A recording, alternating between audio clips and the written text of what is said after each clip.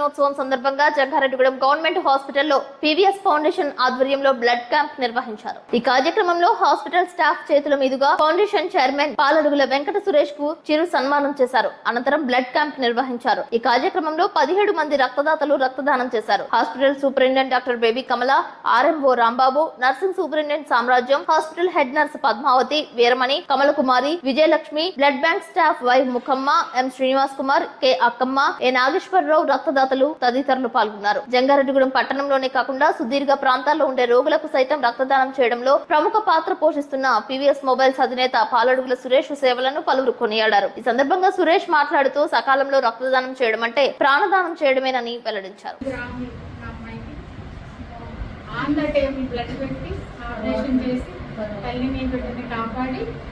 మళ్ళీ రోజు ఒక యూనిట్ బ్లడ్ ఎక్కించాం. ఎన్ని ఉండాలి? కనీసం 8 గ్రాములన్నా ఉండాలి కదా. 8 గ్రాములు లేదా అసలు ఆపరేషన్ చేయలేము. కానీ అమ్మాయి ఇంతకుముందు ఆపరేషన్ అయ్యి ఉంది, తల్లి ప్రమాదకర స్థితిలో ఉంది, బిడ్డ కూడా ఏమవుతాడో తెలియదు. ఎక్కడి నుంచి మనం ఎక్కడ పంపించినా కష్టమే, ఆంధ్రవే చనిపోతుందేమని చాలా రిస్క్ తీసుకుని ధైర్యం చేసి బ్లడ్ ఉందని చెప్పి ఏంటి చేసి తల్లిని బిడ్డని కాపాడాము. వారం దాకా డిశ్చార్జ్ అయ్యింది.